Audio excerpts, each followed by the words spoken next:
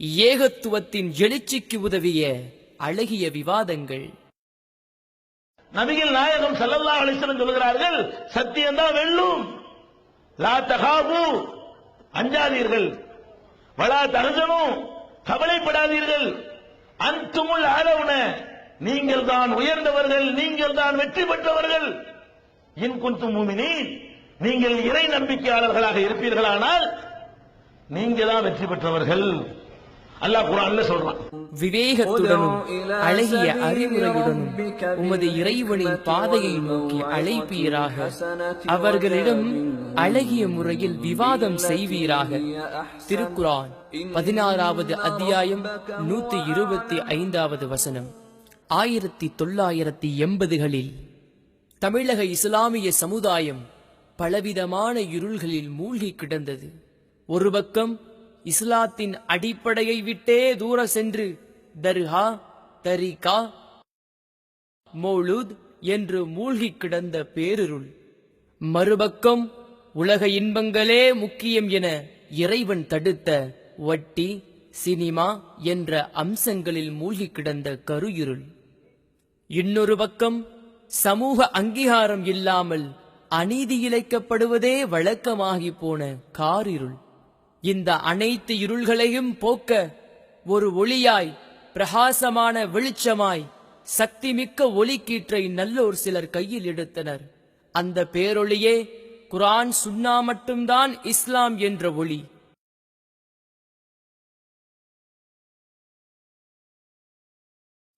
இந்த பேரொளி இருளில் கிடந்த ஒவ்வொரு இஸ்லாமியனையும் ஈர்த்தது. சத்திய கருத்துக்களில் சங்கமிக்க ஒரு கூட்டமே படையெடுத்தது. மேலும் தெளிவு அடையாத பொதுமக்களும் தங்கள் கேள்விகளை கேட்டு தெளிவு பெறும் வகையில் இஸ்லாம் ஒரு எளிய மார்க்கம், இஸ்லாம் ஒரு இனிய மார்க்கம் என தளங்கள் அமைத்து கொடுத்ததன் விளைவாக தூய இஸ்லாத்தின்பால் அனைவரும் நாட்டம் கொள்ள ஆரம்பித்தனர். இதை கண்டு அரண்டு போன மக்களை இருளில் ஆழ்த்தி சுகங்காண நினைத்த ஒரு கூட்டம் சமூக புறக்கணிப்பு, நைய புடைத்தல் என்ற ஆயுதங்கள் காட்டி பயமுறுத்திக் கொண்டிருந்தது. கொள்கை உறுதி மூலம் இதை எதிர்த்தும் பிரச்சார ஒளி வீரியமாக பரவத் தொடங்கியது. ஆம், ஒரு பக்கம் அடக்குமுறை எனும் ஆயுதத்தை சிலர் எடுக்க, மறுபக்கம் உண்மையில் பொய்யை கலக்கும் கருத்து பொறை தொடுக்க ஆரம்பித்தனர். இதை எதிர்கொள்ள நாம் கையில் எடுத்துக் கொண்டது அல்லாஹ் நமக்கு கொடுத்த விவாதம் எனும் ஆயுதம். அதன் தொகுப்பே இந்த ஆவணப்படம். உலகிலேயே மிக முட்டாள்தனமான சித்தாந்தம் உண்டு என்றால் அது இறைவன் இல்லை என்ற நாத்திக சித்தாந்தம்தான். ஆனால் இன்றளவும் ஆன்மீகவாதிகள் எதிர்கொள்ள அஞ்சும் ஒரு கூட்டம் உண்டு என்றால் அது பகுத்தறிவாதிகள் என பீற்றிக் கொள்ளும் நாத்திகவாதிகளே. 2009ஆம் ஆண்டில் அவர்களின் முட்டாள்தனத்தை தோலுரித்து காட்டியது உண்மை பகுத்தறிவை கொண்ட ஏகத்துவ சிந்தனை. கடவுள் இல்லை, கடவுள் இல்லை, கடவுள் இல்லவே இல்லைன்னு சொல்ல வந்திருக்கிறோம். அதுக்கான ஆதாரங்கள் ஒன்றும் பெரிய சமாச்சாரமே கிடையாது. இப்ப வெளியே யார் யாரும் டூ வீலரை பூட்டிட்டு உள்ள வந்திருக்கீங்களோ அத்தனை பேரும் கடவுளை நம்பாதவங்க தான். ஏன்னா நம்ம சாவி, நம்ம பூட்டு தான் நம்ம டூ வீலரை கூட காப்பாத்துது. இன்னைக்கு யாரும் உடம்பு சரியில்லைன்னா அதை பக்கத்தில் மருத்துவர் உட்காந்துருக்கு, அவர்கிட்ட தான் போய் எனக்கு இடுப்பு வலிக்குது, கையை வலிக்குதுன்னு சொல்லி ஊசி போடுங்க, மாத்திரை போடுங்கன்னு கேட்குறோமே தவிர யாரும் ஆண்டவன்கிட்ட போய் ஆண்டவா நான் உன்னையே நம்பி இருக்கிறேன், எனக்கு இந்த மாதிரி உடம்பெல்லாம் ஒரே வலியா இருக்கு, அதை கொஞ்சம் நீங்க சரிப்படுத்துங்கன்னு சொல்லி யாரும் ஆண்டவன்கிட்ட கேட்கறது இல்லை. ஆண்டவன் தான் படைச்சார் இந்த உலகத்தை அப்படின்னு சொன்னா, இந்த உலகம் படைச்ச அன்னைக்கே இன்னைக்கு இருக்கிற இந்த செல்போன்லேருந்து, இந்த லேப்டாப்லேருந்து, இந்த மைக்கிலேருந்து, ஒயர்லேருந்து, மின்சாரத்துலேருந்து எல்லாமே கண்டுபிடிச்சிருக்கணும். ஆனால் அந்த மின்சாரத்தை தாமஸ் ஆல்வா எடிசன் சொல்லி ஒரு நாத்திகர் தான் கண்டுபிடிச்சாரு. இது மாதிரி நாத்திகர்கள் தான் இன்னைக்கு பல பொருள்களை கண்டுபிடிச்சிருக்காங்க. அறிவியல் என்ன சொல்லுது தெரியுமா? எந்த ஒன்றையும் படைக்கலான்னு தான் சொல்லுது. இன்றைக்கு நிரூபிக்கப்பட்ட அறிவியல் என்ன சொல்லுதுன்னு கேட்டா, எந்த ஒன்றையும் உங்களுக்கு படைக்கவும் இயலாது, அழிக்கவும் இயலாது, மாற்றத்தான் இயலும். அப்ப அறிவியல் பிரகாரம் மின்சாரம் இங்க இருக்குது தெரியாத கண்டுபிடிச்சு ஒருத்தர் சொன்னாரே தவிர படைச்சா சொன்னாரு? நீங்கள் எதையெல்லாம் நீங்கள் படைத்தார்னு சொல்றீங்களோ தப்பான வார்த்தை. அறிவியல் பூர்வமாக படைத்தார் நீங்க சொல்லவே கூடாது. ஒரு அடிப்படையை ஒருவர் படைத்து விட்டார் என்றால் அதை படைத்தார் ஒத்துக்கொள்ளணுமே தவிர அதிலிருந்து உங்களுக்கு டெவலப் பண்ணக்கூடிய உரிமையை தந்திருந்தால் அது அவர் படைக்கலன்னு ஆகாது. எப்படி ரைட் சகோதரர்கள் அந்த அடிப்படையை படைத்த பிறகு நீங்கள் நிறைய உற்பத்தி செய்து கொண்டாலும் நிறைய வளர்த்து கொண்டாலும் அந்த ரைட் சகோதரர்கள் தான் அந்த கான்செப்ட் அந்த அடிப்படையை கண்டுபிடித்தார்கள் சொல்றீங்களா இல்லையா? இப்ப கண்டுபிடித்ததுக்கு சொன்ன அதே பார்வை தான் படைத்தலுக்கு இருக்கணும். கடவுள் படைச்சார்னா ஒவ்வொரு மனுஷனும் நம்மளே உட்கார்ந்து படைச்சிட்டு இருக்கிறாரு. முதல் மனிதரை படைத்தார் என்று நாங்கள் சொல்கிறோம். அதிலிருந்து நாங்கள் உருவாகிறோம் பிறப்பின் அடிப்படையில். அப்ப நீங்கள் குரங்கிலிருந்து படைத்தார்னு சொன்னா அது அறிவியலுக்கு எதிரானது நாங்க நிரூபிப்போம். நீங்க சொன்ன பிறகு அது எடுத்து வைக்க வந்து நிறுத்தி இருக்கிறீர்கள். அடுத்து இப்ப என்ன பிரச்சனை? முதல் அடிப்படை வழங்கிக் கொள்ளுங்க. கடவுள் இருக்கிறாரா இல்லையா என்று நம்ம இந்த தலைப்புக்குள்ள போவதாக இருந்தால் நம்ம அறிவுபூர்வமா சிந்திச்சு பார்க்கணும். எப்படி சிந்திக்கணும்? இந்த அகில உலகத்தை படைக்கிறது கடவுள் ஒருத்தர் தேவையா இல்லையா அப்படி பார்க்கணும். அந்த டிட்டனேட்டர் வைக்கிற கை எங்க நான் கேட்கிறோம் அதான் பகுத்தறிவு. அந்த டிட்டனேட்டர் வைக்கிற கையோட சிந்தனை எங்க இருக்கும் கேட்கிறோம் அதான் பகுத்தறிவு. கேள்வி கேட்டுட்டே இருப்போம். நாளைக்கு நான் தான் டிட்டனேட்டர், நான் தான் உருவாக்கினேன், இப்படிதான் உருவாக்குனேன்னு இதே மாதிரி மைக்கு மேடையில வந்து அந்த இன்டெலெக்ட் டிசைன் சொன்னார்னா வணங்குறோம், நீங்க தான் கடவுள் வணங்குறோம், அதை ஒத்துக்கிறதும் பகுத்தறிவு தான். அது வரைக்கும் இந்த கேள்விகள் போயிட்டே தான் இருக்கும், சண்டை போயிட்டே தான் இருக்கும். இப்ப தலைப்பு என்ன? கடவுள் இருக்கிறானா இல்லையா? அப்ப நீங்க கேட்கிற கேள்விகள் எதுவுமே கடவுள் இல்லைங்கிறதுக்குரிய கேள்வியா? கொண்டாந்து காட்டினா தான் நம்ப வேண்டாம் இல்லைங்கிறதுக்குரிய கேள்வியா? காட்ட இயலாதுப்பா, காட்ட இயலாது. அதனால இல்லைண்டாயிருமா? நான் கேட்ட கேள்விக்கு என்ன பதில்? காட்டினா ஏத்துக்கிட்டு போறோம். காட்டி ஏற்றுக்கொள்வதை விட சிந்தித்து ஏற்றுக்கொள்வது சிறந்தது. அந்த கடவுளை வந்து நான் தான் படைச்சாண்டா ஒத்துக்கிட்டு போறோங்கிறாரு. அப்போ ஒத்துக்கிற கூடாதுன்னு நாங்க சொல்றோம். அவர் தான் கடவுளான்னு செக் பண்ணணும்ல. வந்து சொல்வதிலேயாவது சந்தேகம் இருக்குங்க. நீங்களே சொல்றீங்க, நீங்களே ஒத்துக்கிட்டீங்க, படம் போட்டு காட்டுனீங்க, ஒண்ணுமே இருந்தது இல்ல, எதுவுமே இல்ல, திடீர்னு வெடிச்சு உண்டாகி விட்டது. அது எது வெடித்தது? அது திடீர்னு எப்படி உண்டாகும்? அதுக்குள்ள என்ன இருக்கும்? இதுக்கு அறிவியல்ல எந்த ஒரு ரீசனும் சொல்ல முடியவில்லை. அப்ப நம்ம எந்த கால்குலேஷன் பகுத்தறிவு பிரகாரம் முடிவு செஞ்சு வச்சிருக்கிறோமோ அது பூரா தோற்று போய் என்ன இருக்குது? நமக்கு மிஞ்சின ஒரு சக்தி இருக்கிறது என்பதுதான் அறிவியலிலிருந்து விளங்க வேண்டிய ஒரு முடிவா? ஆளை கொண்டாந்து நிப்பாட்டினா தான் நம்புவேங்கிற அறிவியல். இது அறிவியல் கேள்வியா? அறிவியல் நின்று நீங்க பேசுறீங்களா? உணர்ச்சி அடிப்படையில் பேசுறீங்களா? அடுத்ததாக இறைவனோடு எதை வேண்டுமானாலும் இணை வைக்கலாம் என்ற கொள்கை கொண்டோரில் ஒரு கூட்டம் இஸ்லாம் சொல்ல வந்த சத்திய தூதரையே இறைவனுக்கு மகனாக்கும் பாவம் செய்தனர். அந்த கூட்டமே பலகூறாக பிரிந்து இருந்தாலும் இஸ்லாத்தின் மீது அவதூறு கூற முற்பட்ட போது விவாதம் மூலம் முறியடித்தது ஏகத்துவ ஜோதி.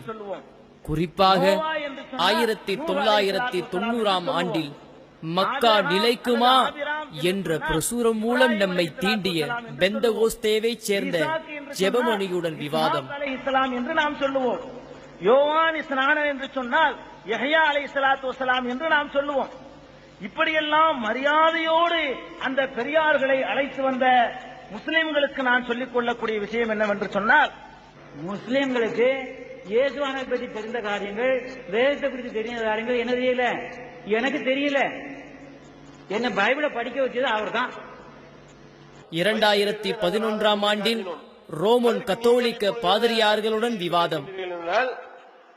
அவங்களும் இறைவனுடைய மகன் என்று சொல்லலாம், ஆனால் இயேசு அவர்கள் மட்டும்தான் உயிர் தெழுந்தார்கள் அப்படின்ற ஒரு கருத்தை நீங்கள் முன்வைத்திருக்கின்றீர்கள். முன்வைத்ததோடு ஒரு கேள்வியையும் நீங்கள் தெளிவாக தெளிவுபடுத்தினீர்கள். அதாவது இந்த மாதிரி யாரேனும் உயிர் பெற்றிருந்தால் நீங்கள் பைபிளிலிருந்து எடுத்து காட்டுங்கள் என்று சொன்னீர்கள். இதே போன்று உயிர் தெழுந்த சம்பவங்கள் பல இடங்கள் பைபிளில் குறிப்பிடப்பட்டிருக்கின்றது. அதை நான் உங்களுக்கு ஒவ்வொன்றாக சுட்டிக்காட்டுகின்றேன். ஒரு சில விஷயங்களை தெளிவாக நம்ம அந்த வார்த்தைக்கு வார்த்தை பிடிக்கவே முடியாது. அதனுடைய என்ன சொல்ல வர்றாங்க அப்படிங்கறத நாம புரிஞ்சுக்கொள்ள முடியும். பின்பு அதே வருடத்தில் ஜெகோவா விட்னஸ் என்ற சாராருடன் விவாதம். இருக்கு. இப்ப நீங்க எதை நீங்கள் ஏற்றுக்கொள்கின்றீர்கள்? சில இதை மறுக்கிறீங்களா, இல்ல எல்லாமே ஓகே அப்படின்னு தான் சொல்றீங்களா? 34வது அதிகாரம் 16வது வசனம் கர்த்தருடைய புஸ்தகத்திலே தேடி வாசியுங்கள், தேடி வாசிங்க, இவைகளில் ஒன்றும் குறைவிராது, இவைகளில் ஒன்றும் குறையாது, அவைகளில் ஒன்றும் ஜோடு இல்லாமல் இராது. ஆரிய சமாஜுடன் விவாதம். இதுல நீங்க பாத்தீங்கன்னா அது ஆதாரம் கேட்டாலும் கேட்பாரு. இனிமே மிகு பாடல்கள் உன்னத சங்கீதம் 5:7 எடுத்து பாத்தீங்கன்னா 5:5 எடுத்து பாத்தீங்கன்னா என் தோட்டத்திற்குள் நான் வந்துள்ளேன் என தொடர்ந்து நசாராக்களிடம் அசத்தியத்தை உறக்கச் சொல்லிக் கொண்டே உள்ளோம். இதில் முத்தாய்ப்பாக தாவா நோக்கில் செயல்படும் இஸ்லாமியர்களை முடக்கவே களம் கண்ட ஜான் குழுவினருடன் நடந்த விவாத துளிகள். சாவுக்கு ஏதுவான யாதொன்றை குடித்தாலும் அது அவர்களை சேதப்படுத்தாது. விஷத்தை குடித்தாலும் சாவ மாட்டார்கள். வியாதியஸ்தர் கையை வைப்பார்கள், அவர்கள் சுஸ்தமாவார்கள் இருக்கிறது. இந்த விஷம் கொண்டு வந்திருக்கிறேன், ஒண்ணு வேணாம், விவாதத்தை முடிச்சேகிருவோம். பைபிள் இறைவன் இப்படி நிரூபிக்கணும். இந்த பாருங்க, பைபிள்ல சொல்லி இருக்கிறது, இதோ செய்து காட்டி விட்டோம். ஓபன் பண்ணும்போது கவர் போட்டுக்கிறங்க. நீங்க குடிச்சு காட்டிட்டீங்கன்னா நீங்க பைபிள் இறைவன் நிரூபிச்சு ஒரு ஆதாரம் கூட காட்டல. இவ்வளவு நேரத்தை வேஸ்ட் பண்ணதுக்கு கடைசி ஆதாரமா வச்சிருக்கிறோம். என்ன காட்டுறோம்? உங்களுக்கு சாவுக்கு ஏதுவான ஒன்றை தந்திருக்கிறோம். இதை உங்கள யாராவது யாருக்கு கடுகளவு இருக்கிறதோ அதை, அல்லது அனைவருக்கும் இருந்தா ஆளு கொஞ்சம் கூட குடிங்க.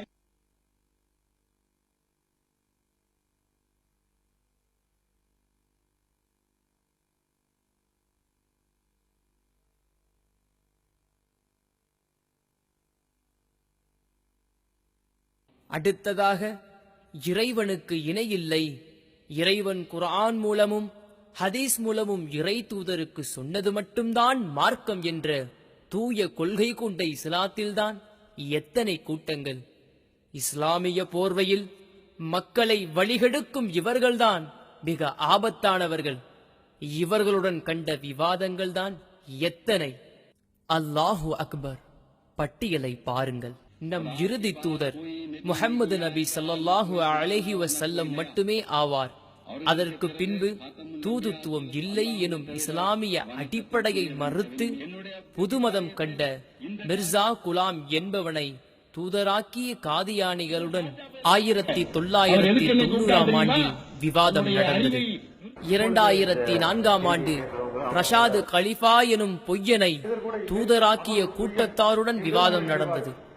தூய இஸ்லாத்தை துணிவுடன் சொல்லும் நம்மை ஹதீஸ் மறுப்பாளர்கள் என்று அவதூறு சொல்லும் சிலர் குர்ஆன் மட்டும் போதும் என்று சொல்லி தெரிந்த கூட்டத்தை கண்டு கொண்டார்களா? அவர்கள் ஆதாரம் மற்றவர்கள் என புறந்தள்ளவும் இந்த ஏகத்துவ ஜோதியே களம் கண்டது. என்ன நீ இறை தூதருங்கிறீங்களப்பா? இந்த பார் ரஷாது கலிஃபா இறை தூதர் இந்த வசனத்துல இருக்கு. அது அவங்க இறை தூதர்னு வந்துட்டா அதுக்கு நம்ம பொய்யர்னு சொல்லுவோமா? 2004 ஆண்டு வஹி குர்ஆன் மட்டுமா, குர்ஆன் மட்டும் போதுமா ஆகிய தலைப்புகளில் விவாதம் செய்து நச்சு கருத்தை நசுக்கினோம். சொன்னான் என்ற அந்த விஷயம் எங்க இருக்கிற அந்த வஹி, அந்த இறை செய்தி, அந்த அங்கீகாரம் குர்ஆன்ல வேற எந்த இடத்துல இருக்கிறது? இன்னும் இஸ்லாத்தின் அடிப்படையான ஏகத்துவத்தையே தகர்த்து இறைவனிடமும் இறைவனுக்கு செய்ய வேண்டிய பிரார்த்தனையையும் வணக்கத்தையும் இறைவனின் நல்லடியார்களிடமும் செய்யலாம் எனும் கொள்கை கொண்ட சுன்னத் ஜமாத்தை சார்ந்த பரலேவிகளையும் மதுஹபுவாதிகளையும் சந்தித்தோம். இறந்தவர்கள் செவியேற்பார்களா? தர்கா வழிபாடு கூடுமா? மௌலுது மார்க்கமாகுமா? இஸ்லாத்தின் ஆதாரங்கள் 2 4? இவங்க நிலைமை என்ன? இது குர்ஆன்லயும் இல்ல, ஹதீஸ்லயும் இல்ல, வேற எங்க இருக்கு? இஜ்மாத் கியாஸ் இன்னும் நீங்க சொல்றீங்களா? ஒண்ணு இஜ்மாவுல இருக்கணும் அல்லது கியாஸ்ல இருக்கணும். நீங்க மொத்தமே 3 ஆதாரங்கள் 4. இந்த 4 வச்சுதான் அந்த ஃபிக்ஹ் நூல்கள் எழுதப்பட்டு இருக்குது. குர்ஆன்லயும் இல்ல, ஹதீஸ்லயும் இல்ல. அப்ப குர்ஆன்லயும் ஹதீஸ்லயும் இல்லாத எதுவாக இருக்கும்? ஒண்ணு இஜ்மாவா இருக்கணும் அல்லது கியாஸா இருக்கணும். சொல்லுங்க, அது இஜ்மாவுல இருக்குதா அல்லது கியாஸ்ல இருக்குதா என்பதை என்ன செய்யுங்க, தெளிவுபடுத்துங்க. இறைவனுக்கு உருவம் உண்டா? எல்லாரும் இறைவனுக்கு உருவம் இருக்கு நம்பினார்கள் என்று சொன்னீங்க. அப்படி இருக்குமையானால் உருவம் இல்லை என்று ஏன் ரசூலுல்லாஹ் சொல்லவில்லை அப்படி என்று கேட்டோம். அப்படி உருவம் இருக்குன்னு அந்த மக்கள் நம்பி கொண்டிருக்கும் பொழுது அவங்கள்ட்ட போய் உருவம் இல்லைன்னு சொல்லணுமா இல்லையா? அதுக்கு கேட்டோம். அதுக்கு உங்களால என்ன செய்ய முடியல, பதில் சொல்ல முடியவில்லை. மதுஹபு நூல்களில் ஆபாசங்கள், இமாம்கள் உதவி இல்லாமல் குர்ஆனை விளங்க முடியுமா? ஹதீஸை இப்படித்தான் மறுக்கிற சூழ்நிலை வரும், ஆளாளுக்கு விளக்கம் சொல்லுகிற ஒரு சூழ்நிலை வரும், கடைசியில ஹதீஸே இல்லாம போயிடும். தவறுகளும் இருக்கும், சரியானதும் இருக்கும். முடிஞ்சு போச்சுலப்பா. அப்புறம் இமாம்கள் விளக்கம் சரியும் தவறு இருக்கும்னா அப்ப அவங்களை எதை எடுத்துக்கிறேன்னு தவறை விட்டுட்டு போயிருங்க. அதுலயே ஒத்துக்கிட்டாங்க, என்னது அவங்க விளக்கம் தேவையில்லைன்னு விட்டுட்டு போயிருங்கன்றீங்கல்ல. செஞ்சுதான் ஆகணும்னு வாதம் பண்ண வந்துவிட்டு தவறுனா விட்டுட்டு போங்க, விரும்புனா எடுத்துக்கோங்க, விரும்புனா எடுத்துக்கொள்ளலாம், விரும்புனா விட்டுடலாம்னு சொன்னா தேவையில்லைன்னு ஆயிடுச்சா இல்லையா? அவசியம் இல்லைன்னு ஒத்துக்கிட்டாங்களா இல்லையா? தெள்ள தெளிவா நிறுவனமாகிவிட்டது. இது விளங்குறதுக்கு எதுவுமே தேவையில்லை என்று சந்தேகத்துக்கு இடமில்லாம 100% நம்ம என்ன செஞ்சிருக்கிறோம், நிரூபித்து காட்டிவிட்டோம். குர்ஆனில் எழுத்து பிழைகளா என்று பல தலைப்புகளில் விவாதம் செய்துள்ளோம். அவற்றில் சில துளிகள். பல இடங்களில் இருந்து பல மனிதர்கள் பல மொழிகளில் கேட்டால் அதை கேட்கும் சக்தி அல்லாஹுக்கு மட்டும் உரியது என்று சொல்கிறீர்கள். இது எந்த ஆயத்தில் சொல்லப்பட்டிருக்கிறது அல்லது எந்த ஹதீஸில் சொல்லப்பட்டிருக்கிறது? முதலாக இப்போது பேசியவர் என்ன சொன்னார்னு கேட்டா, எங்கிருந்து அழைத்தாலும், எத்தனை பேர் அழைத்தாலும், எப்படி அழைத்தாலும், எந்த மொழியில் அழைத்தாலும், உள்ளத்தால் அழைத்தாலும் அல்லாஹ்வுக்கு மட்டுமே அதை கேட்டு பதிலளிக்கிற ஆற்றல் உண்டுன்னு சொன்னீங்களே, அதுக்கு என்ன ஆதாரம்னு கேட்கிறார். உங்களுக்கு நம்மள எங்க கொண்டு போறாங்கன்னு அதுல நம்பிக்கை இல்ல. செவிடர்களுக்கு கேட்காது என்பதை சொல்வதற்காக குர்ஆன் இறங்கியது. இது யாருக்கு தெரியாது? செவிடர்களுக்கு தெரியாது என்பதற்காக குர்ஆன் இறங்கியது. சரி, ஒரு அப்படி வைத்துக் கொண்டால் கூட, இதா வல்லவ் முதுபிரீன், நீங்கள் இன்னகலா துஸ்மிஉல் மௌதா இந்த ஆயத்தை அடிப்படையாக வைத்துத்தான் மையத்துகள் கேட்க மாட்டார்கள் என்று முடிவுக்கு வந்தார். செவிடர்கள் கேட்க மாட்டார்கள் என்பதற்கும் அதற்கு அடுத்த வசனத்தை தான் நீங்கள் ஆதாரமாக கொள்ள வேண்டும். இதைத்தான் செவிடர்கள் கேட்காது என்பதற்கு ஆதாரமாக கொள்கின்றீர்களா என்பதை நீங்கள் பதில் சொல்லுங்கள். இரண்டாவதாக, ஒரு பேச்சிற்கு, ஒரு வாதத்திற்கு மையத்திற்கு மையத்து என்று அர்த்தம் வைத்து செவிடனுக்கு செவிடன் என்று அர்த்தம் வைத்தாலும் இதா வல்லவ் முதுபிரீன் என்ற வசனம் இருக்கின்றது. இவர்கள் பின்னோக்கி ஓடினால் யார சொல்லலாம், இந்த இரண்டு குரூப்புக்கும் உங்களால கேட்க வைக்க முடியாது. எந்த ஊர்ல மையத்து ஓடுச்சு சொல்லுங்க பார்க்கலாம். மையத்து எந்த ஊரில் ஓடி இருக்கின்றது? மையத்து ஓடுமா? அப்ப இந்த மையத்துக்கு மையத்துன்னு அர்த்தம் சொல்லலாமா? புரிந்து கொள்ள வேண்டிய விதத்தில் புரிந்து கொள்ளும் பொழுதெல்லாம் தெளிவு கிடைக்கிறது. எப்படி புரிந்து கொள்ளணும்? ஒரு வசனம், நீங்கள் மௌத்தாக்களை, இறந்தவர்களை நபியே நீங்கள் செவியேற்க செய்ய மாட்டீர்கள் அப்படின்னு இருக்கிறது. அவங்க என்ன வாதம் வைக்கிறாங்கன்னு கேட்டா, இது இறந்தவர்களை செவியேற்கிறத பத்தியா பேசுது? இல்ல, வேற எது பேசுது? அடுத்து பிந்தி பாருங்க, அவங்க சொன்னதை முதல்ல விளக்குறேன். பிந்தி பாருங்க, செவிடர்களை உங்களுக்கு கேட்க செய்ய முடியாது. இதா வல்ல முதுபிரின், புறக்கணித்து ஓடுவார்களே, ஆனால் செவிடனை கேட்க செய்ய முடியுமா அப்படின்னு நல்லா கேட்கிறான். அவங்க எல்லாம் செவிடர்களா? அப்ப மக்காக்காரலாம், மதீனாவுல உள்ள காஃபிர்லாம் செவிடனா? காது கேட்டு இருந்தும் கூட அவனை செவிடன் எல்லாம் சொல்றான். அதே மாதிரி தான் செவிடனா இல்லாதவன் நல்லதை கேட்காதனால அவன் செவிட மாதிரி என்று எல்லாம் சொல்றான். அதே மாதிரி இந்த போதனையை கேட்காதனால அவன் உசுரோட இருந்தாலும் செத்தவ மாதிரி அவனைத்தான் சொல்லப்படுதே தவிர, அவங்க சொன்ன வாதம் நீ கேட்க செய்ய மாட்டாய் என்று சொன்னா, இந்த இஸ்லாமிய போதனையை இந்த செத்து போனவங்களுக்கு யாரு உசுரோட காட்டி இந்த செத்து போயிருக்கிறாங்களே, கல்வி செத்தவன் ஒரு வார்த்தையை கூட முந்தி ஒருக்கா சொன்னாங்க. அழகான ஒரு வாதத்தை உங்கள்ட்ட வச்சுட்டாங்க. உண்மைதான், அதான் அதுக்கு அர்த்தம். அது நிச்சயமாக இறந்தவர்களை சொல்லவில்லை, உங்களை விட தெளிவாக நாங்கள் நம்புகிறோம். ஆனால் இறந்தவர்கள் செவியேற்க மாட்டார்கள் என்று சொல்வதை விட இறந்தவர்கள் செவியேற்க மாட்டார்கள் என்பதை இந்த உவமை இன்னும் அழுத்தமாக சொல்கிறது. அதை நீங்க புரிஞ்சுக்கல. ஒருத்தன் உளறான், அவன்கிட்ட போய் பேசணும். இவர் பேசிட்டு இருக்கிறாரு, அவர் உளறிட்டு இருக்கிறாரு. எங்க கிறுக்கன்ட்ட போய் பேசுறேன் நான் சொல்றேன். அவர் கிறுக்கன் இல்ல, ஏதோ உளறாரு. உதாரணத்துக்காக சொல்றேன். வேற பக்கம் உதாரணம் காட்ட சண்டைக்கு வந்து கூட எங்களுக்குள்ள காட்டிக்கிறேன். அதுக்கும் சீக்கிரம் ஆகும். கிறுக்கன் அந்த பக்கம் பெரிய திறமையை காட்டுறாங்க. விவரத்தோடு நாங்க சொல்றோம். அப்ப இவர் கிறுக்கன் மாதிரி உளறாரு. அவரு கிறுக்கன் இல்ல, இவர் அவர்கிட்ட பேசுறாரு. நான் சொல்றேன் கிறுக்கன்ட்ட எல்லாம் பேசலாமாங்கிறேன். கிறுக்கன் இல்லதான். என்ன அர்த்தம்? கிறுக்க மாதிரி இருக்காருங்கிற அர்த்தத்தை சொல்றோம். அதுல என்ன அர்த்தம் இருக்குன்னு கேட்டா, கிறுக்கனுக்கு விளங்காது என்பது கன்ஃபார்ம். அதனாலதான் அந்த வார்த்தையை சொல்லி உதாரணம் காட்டுறோம். செத்தவனுக்கு எப்படி விளங்காதோ, காது கேட்காதோ, அந்த மாதிரி இவங்க இருக்கிறதுனாலதான் இந்த செத்தவன் கேட்க மாட்டாங்கிறான்ல. இன்னும் குர்ஆன் சுன்னா எனும் போர்வையில் ஒளிந்து கொண்டு சஹாபாக்கள் கூற்றும் அவர்களின் புரிதலும் கூட மார்க்கமாகும் என்ற நிலைப்பாட்டில் உள்ளோரிடமும் களம் கண்டோம். அவற்றில் சிலர் உலகத்திற்கெல்லாம் சவுதி பிறைதான் நாட்காட்டி என்று உளரும் சிலரையும் களம் கண்டோம். ஒரு தடவை ஜகாத்து கொடுக்கப்பட்ட பொருளுக்கு மீண்டும் மீண்டும் ஜகாத்து கொடுக்க வேண்டுமா என்று வாதிடுபவர்கள் குர்ஆன், சுன்னா மற்றும் ஹதீஸ்களை அடிப்படையில் தங்கள் நிலையை நிரூபிக்க முன்வரவில்லை. நூர் முஹம்மது பாக்கவி மட்டுமே விவாதம் நடத்த முன்வந்தார். அவருக்கு பக்கபலமாக ஜாக், உமர் ஷரீப் உள்ளிட்ட பலர் இருந்தும் ஜகாத்து கொடுக்கப்பட்ட பொருளுக்கு மீண்டும் மீண்டும் ஜகாத்து கொடுக்க வேண்டும் என்பதை நிரூபிக்க இயலவில்லை. இது நடந்தது 2007ஆம் ஆண்டு. இப்ப இத்தனை விஷயங்களை நாம பகிரங்கமா சொன்னது போலவே அதே மாதிரி பகிரங்கமாக அறிவித்து விட்டு நம்ம இந்த ஹதீஸ் எங்களுடைய கவனத்துக்கு வரவில்லை, இந்த ஹதீஸை அழகா எடுத்து காட்டி விட்டார்கள், நாங்கள் இதோடு விவாதத்தை முடித்துக் கொள்கிறோம் சொல்லிட்டு நீங்க வாட்டுக்கு ஊரை நோக்கி போய்கிட்டே இருக்கலாம். விவாதம் 5 நிமிஷத்துல முடிஞ்சே போயிடும். அதனால நம்ம தெளிவாக சொல்லுகிறோம், ஒரு விஷயத்தை மார்க்கத்திலேயும் சரி, ஒரு உலக விஷயத்திலேயும் சரி, ஒரு கட்டளை இடப்படுமே ஆனால் அதை எப்படி புரிந்து கொள்வோம் என்றால், அதற்குரிய தகுந்த ஆதாரங்கள் சான்றுகள் இல்லை என்று சொன்னால் ஒரே ஒரு தடவை தான், அது ஒரு தடவை செஞ்சிட்டால் அந்த வேலையை செஞ்சிட்டான், அந்த வேலை முடிந்து விட்டது, திருப்பி அவன் செய்ய வேண்டியது இல்ல. இதுதான் அந்த மொழிக்கு அர்த்தம். குர்ஆன்ல பல இடங்கள்ல ஆத்து ஜகாத்தை கொடுங்க என்ற மாதிரியான இஸ்லாமிய அகீதாவையே குலைக்கும் எத்தனையோ குர்ஆன் தர்ஜுமாக்கள் இருந்தும் அதை பற்றி கவலைப்படாதவர்கள் ஏகத்துவத்தின் அடிப்படையில் எளிய நடையில் அமைந்த பிஜேவின் தமிழாக்கத்தை அடிப்படையின்றி சாடிக் கொண்டுள்ளனர். அதை நிரூபிக்க களத்திற்கு அழைத்தால் நொண்டி சாக்கு சொல்லி இன்றும் நழுவிக் கொண்டு உள்ளனர். அவ்வாறு நழுவியவரில் சிக்கிய ஒருவருடன் விவாதம் நடந்தது. அதுவே முஜிபுர் ரஹ்மான் உமரியுடன் நடந்த விவாதம். அசல் எழுத்துக்களை மாத்தினா அதுவே அசலாகி போயிடும். ஜாயிதான எழுத்துக்கள் அரபு மொழியில அசலுக்கு மேல உதாரணம் அசரண்டு வர்றதை இன்தசரண்டு மாத்துவாங்க. அப்ப நூன் சாதுரை அசலு, அலிஃபு அந்த தே இடையில சேர்க்கிறது, இந்த தேயை வேற மாதிரி மாத்திக்கலாம் சாதுக்கு தகுந்த மாதிரி. அப்ப உபரியாக சேர்க்கப்படுகிற எழுத்துக்களை தான் மாத்தலாமே தவிர அசல் எழுத்துக்களை மாத்துறது கிடையாது. முகத்தை மறைப்பது கட்டாயம் என பிதற்றியவரிடம் விவாதம் நடந்தது. விஷயங்கள் பாத்தீங்கன்னா முதல்ல முகத்தை மறைக்க கூடாது என்பதற்கு என்ன சான்றுகள் முன்வைக்கிறாங்களோ அந்த சான்றுகளுக்கு பதில் சொல்லுறோம் அப்படிங்கிற நிலைப்பாடு தான் நடத்தோம். மற்றபடி முகத்தை மறைப்பதற்கான சான்றுகளை எடுத்து வைப்பதற்கு எந்த தயக்கம் ஒருபோதும் கிடையாது.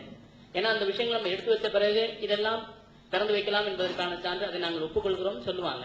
எனவேதான் நாங்கள் அந்த விஷயத்தை இது பண்ணுமே தவிர சௌர சொன்ன வார்த்தையை நான் திரும்ப உங்களுக்கு பதிவு செய்யறேன். அந்த விஷயம் அவங்க தெளிவா அந்த வார்த்தையை சொன்னாங்க, அநேகமா மறக்க மாட்டாங்கன்னு நினைக்கிறேன். மார்க்கம் என்ற பெயரில் ஒரு பெண் முகத்தை மறைக்க விரும்புவாரே ஆனால் அது இஸ்லாத்துக்கு எதிரானது. இந்த விவாதம் முடிகிற வரைக்கும் இந்த நிலைப்பாட்டு சௌர்கள் அனைவரும் உறுதியா இருக்கணும். பெண்கள் முகத்தை கண்டிப்பாக திறந்து வைத்திருக்க வேண்டும் என்று அல்லாஹ் சொல்லி இருக்கிறான் என்ற திருக்குர்ஆன் வசனத்தை போட்டு நமது தரப்பு வாதத்தை மிக தெளிவான ஆதாரத்தின் மூலம் நிறுவிட்டோம். இவ்வாறு நாங்கள் கொண்ட கொள்கை சத்தியம் என்பதை உணர்த்த அவ்வாறு இல்லை என்று கூக்குரல் இடுபவர்கள் எங்களுக்கு சுட்டிக்காட்ட நாங்கள் அறிந்த அத்தனை தளங்களையும் அமைத்து கொடுத்துள்ளோம். இப்பொழுது இந்த ஆவணப்படம் மூலமும் விவாத அழைப்பு விடுக்கிறோம். விவாதம் ஹராம் என்று வரட்டுவாதம் பேசுபவர்களா நீங்கள்? கலந்து உரையாடவும் தயாராக உள்ளோம். இத்தனைக்கு பின்பும் நீங்கள் எங்கோ ஒளிந்து கொண்டு எங்களை முர்த்தத் என்றும் முஅத்தஸீலாக்கள் என்றும் அகீதா கெட்டவர்கள் என்றும் அவதூறு சொல்வீர்களேயானால் இதை சொல்வதை தவிர எங்களுக்கு வேறு வழி இல்லை. இரத்த தானத்தில் உலகத்திலே முஸ்லிம்கள் முதலிடம், அதில் தௌஹீத் ஜமாத் நம்பர் 1. சமுதாய பணியில் முஸ்லிம்கள் முதலிடம், அதில் தௌஹீத் ஜமாத் நம்பர் 1. வெள்ள நிவாரணத்தில் முஸ்லிம்கள் முதலிடம், அதில் தௌஹீத் ஜமாத் நம்பர் 1. இந்த ஏகத்துவத்தை சொல்வதில் தௌஹீத் ஜமாத் நாட் நம்பர் 1, only 1. அல்லாஹ் அக்பர். இந்த நிலை அல்லாஹ் கொடுத்திருக்கான், எங்களுக்கு கொடுத்திருக்கான் இந்த வாய்ப்பை. அதை சொல்கிறோம். ஒன்றை கவனத்தில் வைத்துக் கொள்ளுங்கள், இதே ஸ்பிரிட்ல விழிப்புணர்வோடு அலட்சியப்படுத்தாம அல்லாஹ்வுக்கு பயந்து நாம் களமிறங்கினால், ஆண்களும் பெண்களும் ரத்தத்தை வேர்வையாக சிந்து தாவா செய்தால் இன்ஷா அல்லாஹ் வெகு விரைவில் இந்த தமிழ்நாடு தௌஹீத் நாடாக மாறும். அஸ்ஸலாமு அலைக்கும் வரஹ்மத்துல்லாஹி.